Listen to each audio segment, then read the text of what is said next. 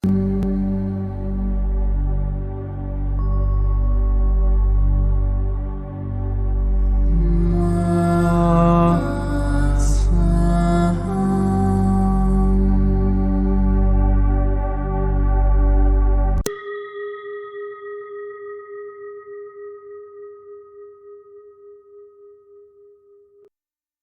qui suit est la transcription d'un échange entre Mathias de Stefano, désigné ici comme moi, et son soi supérieur désigné comme je suis. Dans cette capsule, la voix féminine incarnera le moi, tandis que la voix masculine représentera le je suis. Cette conversation intitulée L'acceptation a été réalisée le 12 septembre 2020. Cette semaine a été assez intense pour moi, comme pour tout le monde. Beaucoup de choses bougent. Hier soir, après avoir terminé l'alignement quotidien, il m'est arrivé quelque chose de très étrange. J'ai arrêté de voir de mon œil gauche, et je ne voyais plus que des couleurs et des fractales, comme si c'était une autre dimension. C'était très beau, mais en même temps désespérant, car je ne voyais rien de cet œil, et je ne voyais que la moitié de mon visage dans le miroir. J'ai immédiatement réalisé que j'avais regardé trop longtemps droit devant moi, là où se trouve la lumière LED, qui éclaire mon visage pendant la diffusion, ce qui signifiait que sa lumière s'était imprimée sur ma rétine. J'ai décidé de tout arrêter et d'aller dormir pour détendre mes yeux. Mais soudain, une vive douleur m'a traversé la tête, du côté droit, probablement causée par un spasme musculaire au cou, mais si inconfortable qu'elle m'a empêché de dormir. En me levant pour chercher quelque chose pour me calmer, j'ai eu l'impression d'être déshydratée, en moins de 3 secondes. Et soudain, j'ai ressenti des picotements dans les mains et la langue, comme sous anesthésie. Et même après avoir bu beaucoup d'eau, j'ai recommencé et j'ai réussi à dormir. Aujourd'hui, je ne sens rien, mais j'ai l'impression d'avoir la gueule de bois, après une longue soirée. Reconfiguration cellulaire. Beaucoup de choses se dégradent intérieurement pour laisser entrer le nouveau. Vous avez changé votre alimentation, votre mode de vie. Vous faites de l'exercice, des choses que vous ne faisiez jamais auparavant. Vous méditez intensément 2 fois par jour, une fois à l'intérieur de la grande pyramide du Gizeh, et l'autre fois avec 4000 personnes en ligne chaque jour, et vous forcez votre esprit à apprendre la biologie, le piano et l'arabe chaque semaine. Votre corps physique essaie de s'adapter à tant de changements, de s'ajuster à une nouvelle réalité. Oui, j'exagère peut-être un peu, mais j'ai l'impression que rester assis aussi longtemps ne sert à rien. Les heures que je passais à voyager et à faire la navette sont maintenant du temps libre, et je les considère comme une perte de temps. Ça a aussi demandé beaucoup d'observation, beaucoup d'efforts pour reconnaître tous les aspects de moi-même. D'abord mes croyances, qui m'ont amené à voir ce que j'ai projeté de moi-même au monde. Ensuite les qualités que j'apporte avec moi, les bonnes et les mauvaises. Reconnaître mes vérités et mes mensonges. Prendre conscience de mon service, de mon utilité et de mon inutilité. Observer les liens d'attachement et de détachement dans ma vie. Reconnaître les frustrations et les réussites dans ce que j'ai créé. Voir les attributs qui marquent mes faiblesses et mes forces. Faire face à mon histoire et voir ce qui me retient ou me fait avancer. Et enfin mes missions accomplies et celles que j'espère encore accomplir. Cela ne fait que 10 jours, mais ils ont mis à nu les schémas mentaux de qui je suis. S'obliger à s'accepter soi-même, c'est qui vous êtes, ce qui est en vous, ce qui vous a engendré, matérialisé et manifesté. En reconnaissant les aspects négatifs et positifs de ce qui vous constitue, vous êtes capable d'identifier qui vous êtes ici et maintenant, de quel outil vous disposez pour vous développer, d'identifier votre point de vue sur le monde et de savoir comment vous acceptez ce qui vous arrive. Vous reconnaissez vos défauts et vos capacités, et parfois ils ne correspondent pas à vos attentes. L'esprit n'a pas d'ordre établi. C'est un réseau organique, et c'est précisément pour cette raison qu'il est si flexible, mais en même temps chaotique. À chaque tournant, l'esprit peut ouvrir un monde de possibilités ou un océan de confusion. Les pièges de l'esprit sont nos perceptions déformées de la réalité.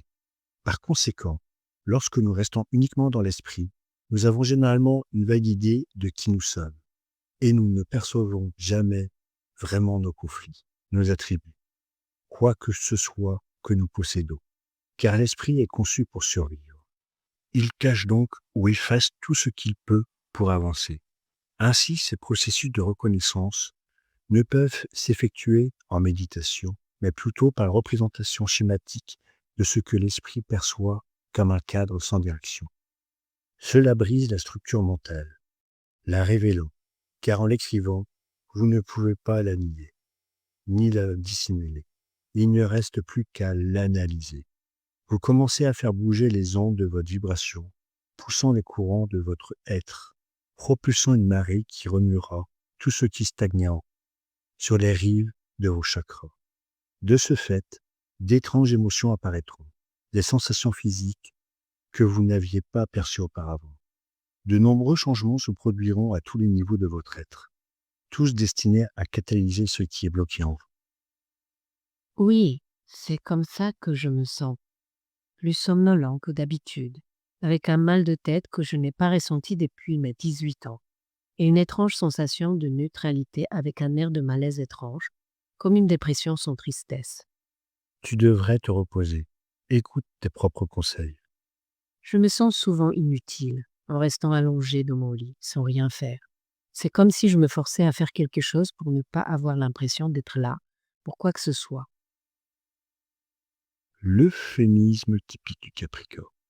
Activez votre aspect léonin. Pensez à vous et détendez-vous. Je ne pourrai pas vous joindre clairement si vous ne reposez pas votre corps. Oui, je dois accepter ça. L'acceptation est la clé.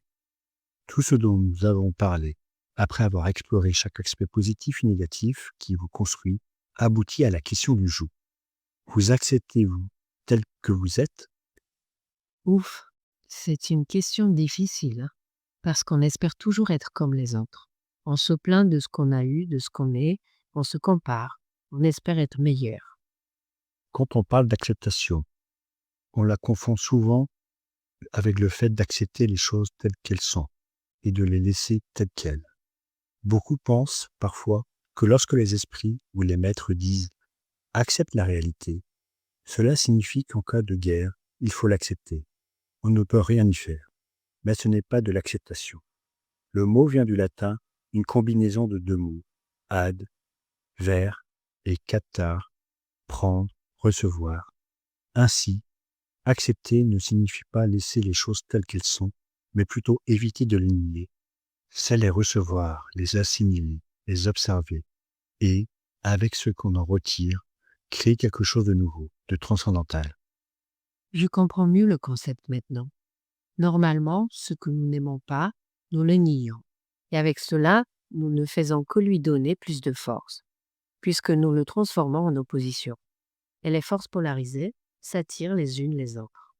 Imaginez deux aimants très puissants, le pôle positif de l'un attirant le pôle négatif de l'autre. Mais au lieu de les laisser se rapprocher, vous essayez de les éloigner encore plus. En les lâchant, l'attraction entre eux sera si puissante qu'ils finiront par s'effondrer et se briser. Mais si vous les gardez proches, leur union ne sera pas catastrophique. Acceptez alors. C'est comme laisser les aimants se rapprocher. Reconnaître ce qui ne me plaît pas, car ce n'est qu'en les observant de près que je peux en reconnaître des défauts et chercher des solutions. Bien sûr, je peux donc dire que l'acceptation n'implique pas l'inaction, mais plutôt la contemplation qui mène ensuite à l'action transformatrice. Exactement. Alors, prenez votre carnet et notez le titre « Ce que je suis » et en dessous, deux colonnes. Une où vous écrivez ce que vous acceptez de vous-même et l'autre où vous écrivez ce que vous niez de vous-même. Je sais que j'accepte des choses sur moi-même comme mon but, mon mode de vie, ma sexualité, mon caractère, et que je nie être très spirituel à propos de moi-même et aussi de mon corps physique, que je n'accepte pas pleinement. Eh bien, écrivez tout cela soigneusement. Observez-vous. Qu'acceptez-vous de vous-même et que n'acceptez-vous pas de vous-même? Cela vous aidera à comprendre où se situent les forces de polarité qui vous font exister. L'acceptation est un chemin de responsabilité et de transformation consciente. Je mets toute mon intention à accepter ce que je suis. Eh bien, il n'y a pas d'autre moyen de pouvoir être.